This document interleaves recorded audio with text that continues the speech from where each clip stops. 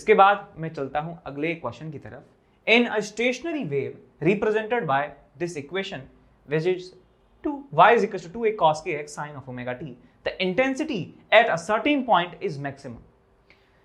देखिए ये इक्वेशन एक स्टैंडिंग वेव की इक्वेशन है, स्टेशनरी वेव की इक्वेशन है। और स्टेशनरी वेव में हम जानते हैं कि जो पार्टिकल्स होते हैं वो सिंपल हार्मोनिक मोशन करते हैं, सिंपल हार्मोनिक मोशन करते हैं, और हर एक जगह के जो पार्टिकल्स हैं उनका एम्पलीट्यूड भी अलग अलग होता है, सारे पार्टिकल सेम फेज में होते हैं। तो ये किसी भी पार्टिकल का एम्पलीट्यूड हो जाता है। ये पार्टिकल का क्या है, किसी भी एक पार्टिकल का एम्पलीट्यूड है। अब किसी भी पार्टिकल का x वैल्यू आप यहां पे डालिए, उस पार्टिकल का आपको एम्पलीट्यूड ये बता देता है। अब एम्पलीट्यूड पता चल गया, हमसे इंटेंसिटी पूछा गया है, इंटेंसिटी के बारे में। तो हम जानते हैं कि इंटेंसिटी जो है किसी भी एक पार्ट की वो प्रोपोर्शनल होने वाली है a स्क्वायर के, इंटेंसिटी प्रोपोर्शनल टू एम्पलीट्यूड का स्क्वायर। और एम्पलीट्यूड हमारे पास क्या है बेटा, 2a cos ऑफ kx। एक जनरल पॉइंट का एम्पलीट्यूड की यदि बात करें तो ये एम्पलीट्यूड है, तो a स्क्वायर कर देंगे तो आ जाएगा आपके पास 4a square cos square kx। तो ये वाली जो क्वांटिटी है मैक्सिमम यदि हमें करनी है, हमें इसको भी मैक्सिमम करना होगा, और ये यदि मैक्सिमम करना है तो आपको इसको भी मैक्सिमम करना होगा। तो cos kx जहां पर मैक्सिमम होगा तो वहां पर cos स्क्वायर kx मैक्सिमम होगा, और cos स्क्वायर kx मैक्सिमम हो गया तो समझ गए कि इंटेंसिटी भी मैक्सिमम मिल जाती है। तो यहाँ पे आप देख सकते हैं कि ऑप्शन कौन सा सही है, cos kx इज मैक्सिमम जहां पर है। तो ए ऑप्शन जो है आप इसे सही कर सकते हैं, टिक कर सकते हैं। इन चारों में से सबसे बेस्ट ऑप्शन है ए ऑप्शन। ठीक है, तो एक इंपॉर्टेंट अनाउंसमेंट आपके लिए मैं लेके आया हूं। सबसे पहले तो बात यह है कि आस्क अ डाउट फीचर जो है अनअकैडमी वेबसाइट और ऐप पर आ चुका है, जिसमें आप 3 डाउट्स पूछ सकते हैं, एक बार में 3 डाउट्स पूछ सकते हैं। नंबर ऑफ डाउट्स का कोई लिमिट नहीं है, बट आप एक बार में 3 तक डाउट्स पूछ सकते हैं। और उन डाउट्स का जो सॉल्यूशन है आप अपनी प्रेफर्ड लैंग्वेज में भी आपको मिलने वाला है। तो आप प्रेफर्ड लैंग्वेज वहां पे सिलेक्ट कीजिए, आपको उसी लैंग्वेज में आपके डाउट का सॉल्यूशन मिल जाएगा। और इस फीचर को अवेल करने के लिए, इस फीचर को यूज करने के लिए आपको क्या करना है कि अनअकैडमी की वेबसाइट और लर्नर एप्लीकेशन जो है अनअकैडमी का, उसका लेटेस्ट वर्जन आपको डाउनलोड करना है, और उस वेबसाइट और ऐप पर आपको इलेक्ट्रॉनिक फॉर्म में अपना डाउट सबमिट करना है, और उसका सॉल्यूशन जल्द से जल्द आपको अपनी प्रेफर्ड लैंग्वेज में मिल जाने वाला है। तो फटाफट से जाइए और आपके एग्जाम से पहले उन सारे डाउट्स का जो है सफाया कर लीजिए। इसके बाद दूसरा कि अनअकैडमी प्रोडिजी जो है होने जा रहा है, जिसमें आप 20 लाख तक का आप कॉलेज ग्रांट जीत सकते हैं।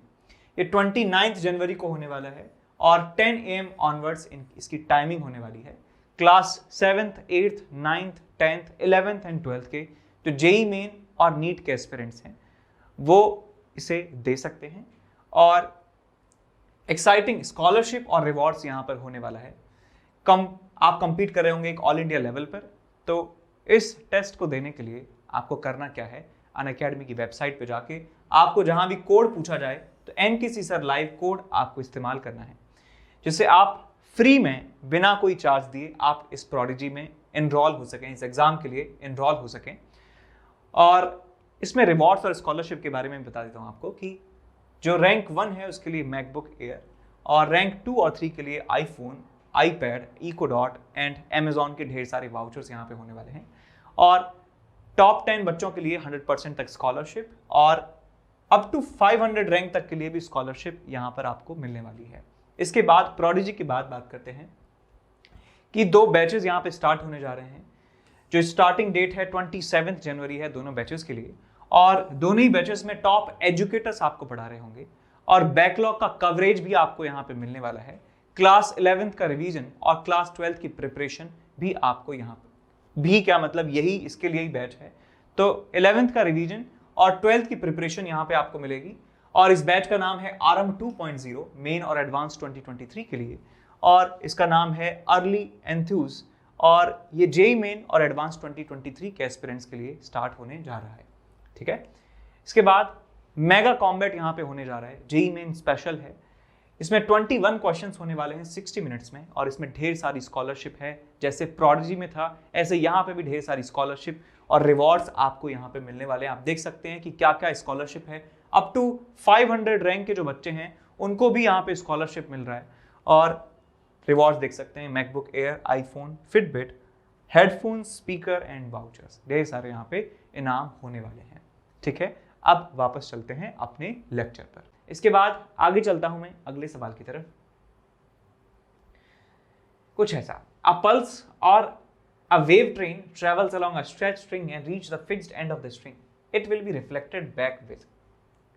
देखिए हमारे पास एक डिस्टर्बेंस है, एक पल्स है और वो ट्रेवल कर रही है और वो फिक्स्ड एंड से बंधी हुई एक स्ट्रिंग है, यानी कि एक रिजिड बाउंड्री से ये रिफ्लेक्शन होने वाला है। तो हम जानते हैं कि रिजिड बाउंड्री से जब रिफ्लेक्शन होता है तो वेव का जो फेज है वो पाई अमाउंट से चेंज हो जाता है। पाई अमाउंट से फेज जो है वो चेंज हो जाता है। इंसिडेंट वेव ऐसे आती है और रिफ्लेक्ट होके ऐसे उल्टी हो जाती है, यानी कि इस वेव में और इस वेव में जो फेज का डिफरेंस है वो पाई के बराबर है, पाई के बराबर फेज डिफरेंस है। तो यहाँ पे ऑप्शन देख सकते हैं, a phase change of 180 degree with velocity reverse, हमारा डी ऑप्शन सबसे सही आंसर है। यहाँ पे ये भी लिखा है phase change of 180 degree with no reversal of velocity, obviously velocity reverse हो जाती है। The same phase as the incident pulse but same phase नहीं, तो D option is the most correct option. Next question यहाँ पे मैं discuss कर रहा हूँ। An open organ pipe of length L vibrates in its fundamental mode, the pressure variation is maximum at। तो देखिए ऑर्गन पाइप है हमारे पास और ओपन है ये दोनों एंड से। इसमें जो फंडामेंटल मोड की हम बात करते हैं तो हम एक डायग्राम बनाते हैं कुछ इस तरीके से। अब ये जो बेटा डायग्राम होता है ना, ये डिस्प्लेसमेंट का डायग्राम होता है, यानी यहां पे हम कहते हैं कि जो एंटी नोड है ये एंटी नोड डिस्प्लेसमेंट का एंटी नोड है, यानी कि जो पार्टिकल हैं यहां पर एयर के वो इस तरह से वाइब्रेट करते हैं और उनका जो एम्पलीट्यूड है बहुत बहुत ज्यादा होता है। यहां पे जो एयर के पार्टिकल्स हैं उनका एम्पलीट्यूड होता है 0 के बराबर, तो ये डिस्प्लेसमेंट का ग्राफ होता है। यहां पर डिस्प्लेसमेंट एंटी नोड होता है एक्चुअल में, यहां पे डिस्प्लेसमेंट नोड होता है और यहां पर होता है डिस्प्लेसमेंट एंटी नोड। ठीक है, ये जो आपको दिखा रहे हैं जो गैप हैं ये डिस्प्लेसमेंट को रिप्रेजेंट कर रहे हैं। लेकिन यदि हम प्रेशर वेरिएशन की बात करते हैं तो यदि प्रेशर वेरिएशन की यदि बात करें तो प्रेशर वेरिएशन इसका जस्ट ऑपोजिट होता है। यदि मैं प्रेशर को यहां पे रिप्रेजेंट करना चाहूं तो इस तरीके से आपको ग्राफ मिलने वाला है, इस तरीके से आपको डायग्राम मिलेगा। ये डायग्राम मिलता है, ये आपके पास प्रेशर नोड है, ये आपके पास प्रेशर एंटी नोड है, ये आपके पास प्रेशर नोड है। यानी कि प्रेशर वेरिएशन का जो एम्पलीट्यूड है यहां पर 0 होता है, यहां पे जो प्रेशर में वेरिएशन बहुत ही कम आता है, बहुत कम वेरिएशन होता है, ऑलमोस्ट जो मीन प्रेशर होता है उसके बराबर ही यहां पर प्रेशर होता है। यहां पे प्रेशर का वेरिएशन बहुत ज्यादा होता है और इस पॉइंट पर प्रेशर का वेरिएशन जो है बहुत ही निल होता है। तो याद रखना कि डिस्प्लेसमेंट और प्रेशर का वेरिएशन डेल्टा पी दोनों आउट ऑफ फेज में होते हैं, दोनों मतलब जो है आउट ऑफ फेज में नहीं कहना चाहिए बल्कि ये ऑपोजिट होते हैं, कह सकते हैं कि ये इसका एंटी नोड यहां बन रहा है तो इसका नोड बनता है, इसका नोड और इसका एंटी नोड, इसका एंटी नोड, इसका नोड यहां पर बनता है। तो आपसे पूछ रहे हैं बेटा कि प्रेशर का वेरिएशन मैक्सिमम कहां पर बनेगा, तो प्रेशर का वेरिएशन मैक्सिमम होगा यहां पर मिडिल में जो है आपको मिलने वाला है। तो आंसर एक बार देखिए कि at the middle of the pipe आपको मिलेगा प्रेशर का वेरिएशन मैक्सिमम। ठीक है, इसके बाद मैं चलता हूं अगले क्वेश्चन की तरफ। A whistle of frequency 540 hertz rotates in a horizontal circle of radius 2 metre at an angular speed of 15 radian per second. Angular speed दिया है, आपको रेडियस दिया है सर्कल का और आपको फ्रीक्वेंसी दिया हुआ है 540 हर्ट्ज के बराबर फ्रीक्वेंसी है सोर्स की, और जो सोर्स सर्कल में सर्कुलर मोशन कर रहा है। The highest frequency heard by a listener at rest at large distance with respect to center of circle is equal to, बताना है कितना मैक्सिमम फ्रीक्वेंसी किसी ऑब्जर्वर को सुनाई दे सकता है इस सोर्स के द्वारा। तो पहले तो मैं एक कॉन्सेप्ट आपको समझाना चाहता हूं कि कॉन्सेप्ट, जिस कॉन्सेप्ट की हेल्प से आप इस क्वेश्चन को कर पाएंगे। तो मान लीजिए कि एक आपके पास है सोर्स, एक आपके पास है ऑब्जर्वर, एक आपके पास क्या है ऑब्जर्वर है, और ऑब्जर्वर और सोर्स को ज्वाइन करने वाली लाइन के अलोंग इनकी वेलोसिटी नहीं है बल्कि इनकी नेट वेलोसिटी जो है ऐसे रैंडम डायरेक्शन में मान लेता हूँ। इसका वेलोसिटी है v1 और इस लाइन से एंगल बना रहा है ये θ1 और इसका वेलोसिटी है लेट्स से v2 और ये इस लाइन से एंगल बना रहा है θ2। तो हम डॉपलर इफेक्ट वाला जो फॉर्मूला है, डॉपलर वाला फॉर्मूला है, उसमें जब हम वेलोसिटी ऑफ ऑब्जर्वर और वेलोसिटी ऑफ सोर्स लिखते हैं ना, तो वो इस वाले केस में वेलोसिटी के वो कंपोनेंट्स हम इस्तेमाल करते हैं जो इन दोनों को ज्वाइन करने वाली लाइन के अलोंग है। तो इस वेलोसिटी का एक कंपोनेंट आएगा इस लाइन के along which is v1 cos of θ1 और इसका एक कंपोनेंट इस लाइन के अलोंग आएगा, वो आएगा v2 cos ऑफ θ2। यानी वो कंपोनेंट्स लेने हैं जो इनके बीच में रिलेटिव डिस्टेंस जो है उसको कम या ज्यादा कर रहे हैं। तो हम कह सकते हैं कि ये वाले जो कंपोनेंट हैं ये इन दोनों सोर्स और ऑब्जर्वर के बीच का डिस्टेंस को कम या ज्यादा करने के लिए रिस्पॉन्सिबल हैं। तो हम डॉपलर इफेक्ट वाले फॉर्मूले में इन दोनों स्पीड्स का इस्तेमाल करते हैं। तो यदि मान लेता हूं यहाँ पे स्पीड FO के बराबर है, स्पीड ऑफ साउंड यदि V0 के बराबर है, तो फ्रीक्वेंसी जो इस ऑब्जर्वर को सुनाई देने वाली है F अपेरेंट, उसका फॉर्मूला मैं यहाँ पर लिखूंगा original frequency speed of sound, speed of sound. Source पास जा रहा है तो यहाँ पे आएगा आपके पास minus of v1 cos θ1, observer दूर जा रहा है तो यहाँ पे आएगा माइनस में v2 cos ऑफ θ2। तो ये आप अपेरेंट फ्रीक्वेंसी यहाँ पर लिख सकते हैं, ये आप अपेरेंट फ्रीक्वेंसी यहाँ पर लिख सकते हैं। ठीक है, अब इस सवाल की तरफ आते हैं। सवाल में दिया है कि हमारे पास एक हॉरिजॉन्टल सर्कल है और इस हॉरिजॉन्टल सर्कल में एक सोर्स रिवॉल्व करता है विद पर्टिकुलर एंगुलर वेलोसिटी। तो यहाँ पे हम मान लेते हैं कि ये सोर्स है और ये सोर्स रिवॉल्व कर रहा है with angular speed 15 radian per second, 15 radian per second, 15। इस सर्कल का रेडियस कितना है? 2 मीटर के बराबर है। इस सर्कल का रेडियस 2 मीटर के बराबर है और इसके सेंटर से बहुत ज्यादा दूर एक ऑब्जर्वर यहाँ पर है। यहाँ पर कहीं भी मान लीजिए, उससे आंसर पर कोई फर्क नहीं पड़ेगा। ये है साहब आपका ऑब्जर्वर है ये। तो किसी भी एक इंस्टेंट पर, मान लीजिए मैं यहां की बात कर रहा हूं, किसी भी एक इंस्टेंट पर जो सोर्स है उसका वेलोसिटी हम बता सकते हैं। इस वेलोसिटी का डायरेक्शन होने वाला है इस तरफ, वेलोसिटी v, और इसकी वैल्यू होने वाली है r इंटू ओमेगा के बराबर। ये ऑब्जर्वर जो है रेस्ट पर है, तो सोर्स और ऑब्जर्वर को ज्वाइन करने वाली लाइन की यदि बात की जाए तो इन दोनों को ज्वाइन करने वाली लाइन होती है ये वाली, ये लाइन दोनों को ज्वाइन करती है और एंगल मान लीजिए कि ये एंगल है थीटा के बराबर है, ये एंगल थीटा के बराबर मान लेता हूं मैं। तो v का ये वाला कंपोनेंट कितना आ जाएगा आपके पास? v cos of theta, v cos theta आपको एक कंपोनेंट मिल जाता है इस line joining observer and source के लिए। तो मैं f अपेरेंट को लिख सकता हूं, f apparent is equal to original frequency f0, speed of sound is v0, जो ऑब्जर्वर है वो रेस्ट पर है तो ऊपर 0 आएगा और जो सोर्स है वो ऑब्जर्वर की तरफ आ रहा है तो यहां पे आएगा आपके पास minus of v0 of cos of theta. ये आपको यहां से एक रिजल्ट मिल जाता है।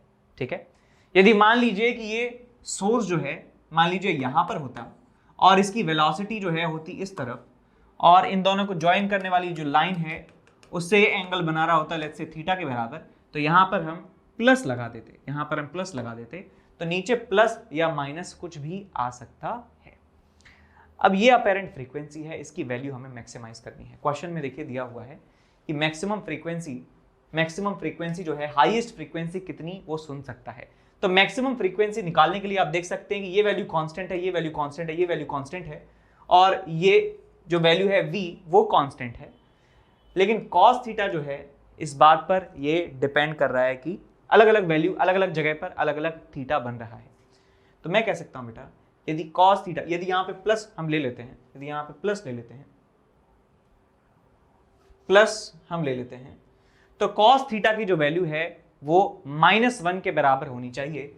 तो -1 के बराबर यदि होगा सो v0 माइनस v यहां पे मिलने वाला है और डिनोमिनेटर सबसे छोटा यहां पर होगा तो फ्रीक्वेंसी सबसे ज्यादा बड़ी हमें मिलने वाली है। इसका मतलब मैं कह सकता हूं कि जो थीटा है यहां पर, थीटा जो है बेटा यहां पर वो 180 डिग्री के बराबर होना चाहिए इस वाले केस में। यदि हम इस केस की बात करें इस केस में जो थीटा है वो 0 के बराबर होना चाहिए, थीटा की वैल्यू 0 के बराबर होनी चाहिए। थीटा इज इक्वल टू 180 लिख दूंगा तो आपको मिल जाएगा यहाँ पे V0 upon V0 minus of R omega, और यहाँ जाएगा आपके पास ओरिजिनल फ्रीक्वेंसी, आपको मिल जाता है अपेरेंट फ्रीक्वेंसी, और ये अपेरेंट फ्रीक्वेंसी मैक्सिमम है। अब इसका इस डायग्राम में मतलब क्या हुआ, इसका इस डायग्राम में मतलब क्या हुआ कि इस वेलोसिटी का जो कंपोनेंट है इस लाइन के अलॉन्ग वो मैक्सिमम आना चाहिए, यानी कि जब पार्टिकल का वेलोसिटी इस डायरेक्शन में हो जाएगा, और वो कब हो सकता है, यहाँ पर हो सकता है, जब पार्टिकल यहाँ पर आ जाएगा और उसकी वेलोसिटी जो है इस डायरेक्शन में हो जाएगी R ओमेगा के बराबर, तो मैं कह सकता हूँ कि ये इस तरीके से R ओमेगा के बराबर वेलोसिटी यहाँ पर हो जाएगी, तो जो फ्रीक्वेंसी यहाँ पे सुनाई देने वाली है वो मैक्सिमम फ्रीक्वेंसी सुनाई देगी। और दूसरी बात, जब पार्टिकल यहाँ पर आ जाएगा, जब पार्टिकल यहाँ पर आ जाएगा तो उसकी वेलोसिटी हो जाएगी इस तरफ R ओमेगा के बराबर, और उस केस में जो फ्रीक्वेंसी इसको सुनाई देने वाली है वो F मिनिमम के बराबर होने वाली है। तो ये दोनों ही कॉन्सेप्ट याद रखें। यदि इस पॉइंट से मैं टेंजेंट बनाता हूँ, दो टेंजेंट बनाता हूँ, एक टेंजेंट यहाँ पर, एक टेंजेंट यहाँ पर, तो एक टेंजेंट पर जब सोर्स आएगा तो इसको मैक्सिमम फ्रीक्वेंसी सुनाई देगी, और जब इस वाली टेंजेंट पर वो पहुंचेगा सोर्स तो मिनिमम फ्रीक्वेंसी यहाँ पे सुनाई देने वाली है। तो आप यहाँ पे लिख सकते हैं कि मैक्सिमम फ्रीक्वेंसी आ जाएगी, ये सारी वैल्यूज पुट कर दीजिए, सब वैल्यू आपको पता है। F0 की वैल्यू कितनी है, F0 is 540 into speed of sound is 330 divided by 330 minus of R omega, यानी कि 2 इंटू 15, तो आ जाएगा आपके पास 540 इंटू 330 डिवाइडेड बाय 300। ये आपको मैक्सिमम फ्रीक्वेंसी यहाँ पर मिल जाती है, मैक्सिमम फ्रीक्वेंसी मिल जाती है। इसके बाद आगे चलते हैं अगले सवाल की तरफ। A whistle producing sound wave of frequency 9500 hertz above is approaching a stationary person with speed v metre पर सेकेंड। तो आपके पास एक ऑब्जर्वर है जो रेस्ट पर है, स्टेशनरी है, और एक सोर्स इसको अप्रोच कर रहा है v स्पीड से, और इसकी फ्रीक्वेंसी कितनी है, 9500 हर्ट्ज के बराबर है, फ्रीक्वेंसी है इतनी। The velocity of sound in air is 300 metre पर second, speed of sound v sound कितना है आपके पास, 300 मीटर पर second. If the person can hear frequency up to maximum of 10,000 hertz, ये मैक्सिमम जो हर्ट कर सकता है वो 10,000 हर्ट्ज के बराबर है, 10,000 हर्ट्ज के बराबर है। तो बताइए कितना मैक्सिमम स्पीड v की हो सकती है, कितना वैल्यू v का हो सकता है जिससे इसको आवाज सुनाई पड़ जाए। तो हम जानते हैं कि सोर्स यदि इसको अप्रोच करेगा तो इसको सुनाई देने वाली फ्रीक्वेंसी 9500 हर्ट्ज से ज्यादा होने वाली है, और कितना, जितना ज्यादा स्पीड होगा उतना ही ज्यादा अपेरेंट फ्रीक्वेंसी होने वाला है। तो अपेरेंट फ्रीक्वेंसी मैक्सिमम कितना हो सकता है, 10,000 के बराबर, is equal to original frequency कितना है, 9500 हर्ट्ज के बराबर। Speed of sound is 300, observer का वेलोसिटी कितना है 0 डिवाइडेड बाय 300, सोर्स का वेलोसिटी है v, तो माइनस यहाँ पे आप v कर देंगे। अब ये इक्वेशन आपको सॉल्व करनी है, बड़ा ही आसान है, 1 2 1 2 1 2 और 1 2 सब हट गया। So 300 minus v is equal to 95 into 3 आप यहाँ पे लिख सकते हैं। याद है आपके पास 5 15 27 28 285 माइनस v, और आ जाएगा आपके पास 300। सो v की वैल्यू आपको मिल जाती है क्या, 300 minus of 285 is equal to 15 metre पर सेकेंड के बराबर। तो 15 मीटर पर सेकेंड की स्पीड से मैक्सिमम इस सोर्स को मूव करवा सकते हैं इस तरफ, जिससे कि इसको सुनाई देगा। इससे ज्यादा चलवाएंगे तो इसको सुनाई ही नहीं देने वाला है। आंसर वुड बी 15 मीटर पर सेकेंड। ऑप्शन नंबर बी बिल्कुल सही है। इसके बाद मैं आगे बढ़ता हूं अगले सवाल की तरफ। A transverse wave is described by the equation y is equal to y naught sine of 2 pi f into t minus of x by lambda.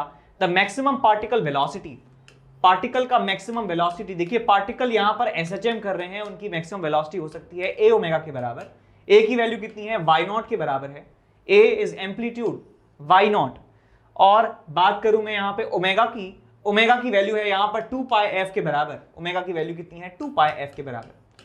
तो ये पार्टिकल की मैक्सिमम वेलोसिटी है, और यदि ये वेलोसिटी 4 टाइम्स वेव वेलोसिटी के बराबर हो जाए तो क्या होगा।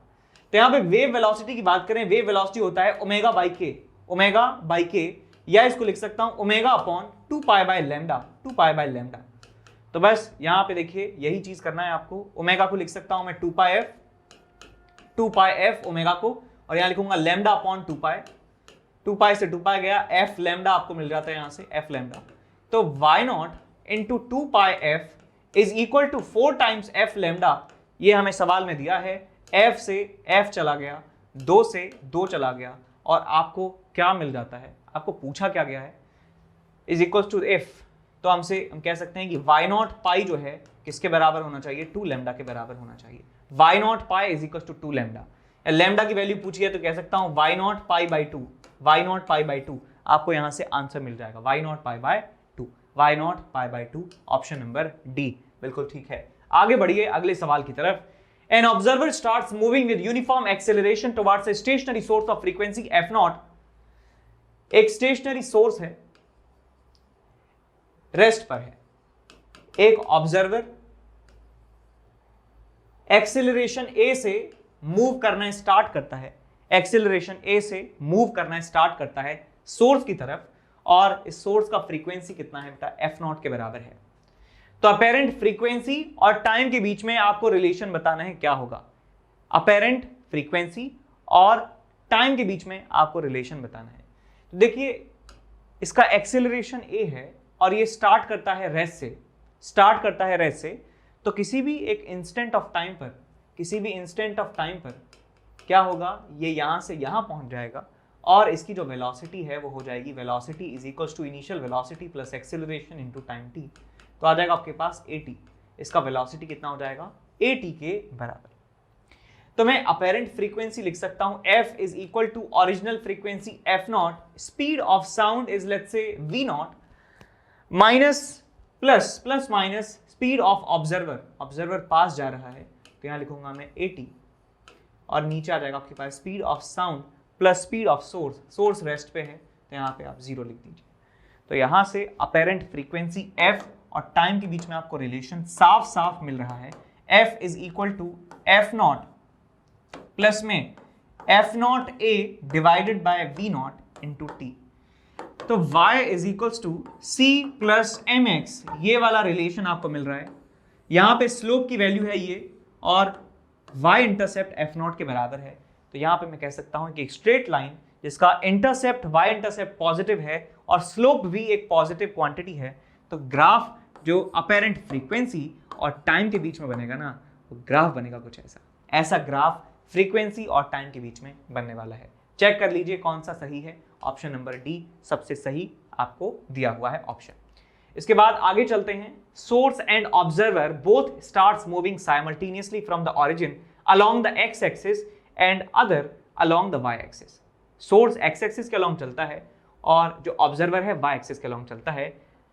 Speed of source equal to twice of speed of observer, source twice fast जो है चलता है, 2 गुना तेज चलता है। The graph between the apparent frequency N dash observed by observer and time T in the figure would be. तो हमें बताना है ग्राफ एन डैश और टाइम के बीच में कितना होगा। तो यहां मैं कोऑर्डिनेट एक्सिस बना देता हूं, ये कोऑर्डिनेट एक्सिस मैंने बना दिए, ये हमारे पास एक्स एक्सिस है, ये हमारे पास वाई एक्सिस है, एक्स एक्सिस और वाई एक्सिस। जो सोर्स है, सोर्स वो मूव कर रहा है इस डायरेक्शन में विद वेलोसिटी 2v। जो ऑब्जर्वर है वो मूव कर रहा है इस डायरेक्शन में विद वेलोसिटी v। किसी भी टाइम इंस्टेंट पे यदि बात करूं, किसी भी टाइम इंस्टेंट पे यदि बात करें, ये कांस्टेंट स्पीड से चल रहे हैं, तो ये जो सोर्स है बेटा ये कितना डिस्टेंस ट्रेवल कर लेगा, 2vt के बराबर डिस्टेंस ट्रेवल कर लेगा। और ये ऑब्जर्वर की यदि बात की जाए तो ऑब्जर्वर t टाइम में कितना डिस्टेंस ट्रेवल करेगा, vt के बराबर, vt के बराबर। और इसकी वेलोसिटी अब इस तरफ है और इसकी वेलोसिटी अब किस तरफ है, इस तरफ है। तो इनको मैं दोबारा से ड्रॉ कर लेता हूं, कि हमारे पास जो सोर्स है यहां पहुंच चुका है, ऑब्जर्वर यहां पहुंच चुका है, इसकी वेलोसिटी इस तरफ है 2v और इसकी वेलोसिटी इस तरफ है v। इनको ज्वाइन करने वाली लाइन यहां पे मैं ड्रॉ करूं, इनको ज्वाइन करने वाली लाइन यहां पे मैं ड्रॉ करूं, तो आप लाइन यहां पे ड्रॉ कर सकते हैं इस तरीके से, इस तरीके से आप लाइन यहां पर ड्रॉ कर सकते हैं। अब इस एंगल की यदि बात करें, ये एंगल मान लीजिए थीटा के बराबर है, ये एंगल थीटा के बराबर है, ये डिस्टेंस है vt, ये डिस्टेंस है आपके पास 2vt, तो यहां से tan थीटा की वैल्यू आप लिख सकते हैं tan theta is equal to vt upon 2vt। Triangle देख रहे हैं आप, ये राइट एंगल ट्राइंगल देख रहे हैं, so this upon this is equal to कितना आ जाएगा आपके पास vt अपॉन 2vt, vt से vt गया आपको मिल जाता है यहाँ से 1/2 आपको मिल जाता है। बताइए समझ में। तो ये थीटा है, ये थीटा है, ये मान लीजिए अल्फा है, ये आ गया आपके पास अल्फा। अच्छा अल्फा को क्या लिख सकता हूँ, alpha is nothing but 90 minus theta, तो ये 90 माइनस थीटा हो जाएगा और ये वाला जो है बेटा थीटा हो जाएगा। तो वेलोसिटी के दो कंपोनेंट करेंगे तो v cos थीटा इधर आएगा और इधर आएगा आपके पास v sin थीटा, और यहाँ यदि बात करें तो ये आपको मिलेगा 2v cos थीटा और ये कंपोनेंट मिलेगा आपको 2v sin थीटा। हमने आपको बताया था डॉपलर इफेक्ट जो है वो line joining source and observer के अलोंग जो वेलोसिटी के कंपोनेंट हैं उनसे यूज किया जाता है, उनसे इस्तेमाल किया जाता है। तो अपेरेंट फ्रीक्वेंसी जो ऑब्जर्वर को सुनाई देगी, सोर्स की frequency f0, speed of sound let's say v0, observer दूर जा रहा है with velocity v sin theta, तो यहां पे मैं लिखूंगा माइनस में v sin थीटा। सोर्स भी दूर जा रहा है with velocity 2v cos theta, तो यहां पे आ जाएगा आपके पास प्लस में 2v cos ऑफ थीटा। अब मुझे बताइए कि ये जो थीटा है क्या ये कांस्टेंट है? बिल्कुल कांस्टेंट है। क्या ये टाइम पर डिपेंड कर रहा है? नहीं कर रहा है। तो भाई ये एक कांस्टेंट वैल्यू है, ये भी एक कांस्टेंट वैल्यू है, ये भी एक कांस्टेंट वैल्यू है, ये भी एक कांस्टेंट वैल्यू है, ये भी कांस्टेंट है, ये भी कांस्टेंट है, ये भी कांस्टेंट। इसका मतलब अपेरेंट फ्रीक्वेंसी टाइम पर डिपेंड नहीं कर रही है। तो अपेरेंट फ्रीक्वेंसी यहां पर कांस्टेंट है, टाइम पर डिपेंड नहीं कर रही है। सोर्स और ऑब्जर्वर दोनों एक दूसरे के दूर जा रहे हैं, इसका मतलब जो हमारे पास अपेरेंट फ्रीक्वेंसी है this is going to be definitely less than original frequency. तो अपेरेंट फ्रीक्वेंसी एक तो कांस्टेंट है और ओरिजिनल फ्रीक्वेंसी से कम है। ये लॉजिक समझ में आया कि ये कम क्यों है ओरिजिनल फ्रीक्वेंसी से? बिकॉज देख सकते हैं कि इन दोनों को लाइन ज्वाइन करने वाली जो है ये वाली, इस लाइन ज्वाइनिंग पर देखें कि दोनों जो हैं सोर्स और ऑब्जर्वर एक दूसरे से दूर जा रहे हैं, और डॉपलर इफेक्ट के अकॉर्डिंग जब सोर्स और ऑब्जर्वर के बीच में रिलेटिव डिस्टेंस कम हो रहा है, इसका मतलब जो इनकी अपेरेंट फ्रीक्वेंसी है वो ओरिजिनल फ्रीक्वेंसी से ज्यादा आनी चाहिए कम होने पर, और यदि रिलेटिव सेपरेशन बढ़ रहा है तो अपेरेंट फ्रीक्वेंसी ओरिजिनल फ्रीक्वेंसी से कम आनी चाहिए। तो भाई हमें ग्राफ की यदि बात करें तो ग्राफ हमें मिल जाएगा कुछ ऐसा कि भाई ये कांस्टेंट है और ये ओरिजिनल फ्रीक्वेंसी से कम है, तो ये n है, ये n डैश है, और ये टाइम है और ये फ्रीक्वेंसी है n। तो यहाँ पे देख लीजिए कौन सा ग्राफ सही है, कौन सा ग्राफ सही है। A और B मुझे सही शेप के लग रहे हैं, लेकिन यहाँ पर अपेरेंट फ्रीक्वेंसी को ज्यादा कर दिया है, गलत है। तो B ऑप्शन सही है बिकॉज यहाँ अपेरेंट फ्रीक्वेंसी ओरिजिनल फ्रीक्वेंसी से कम है।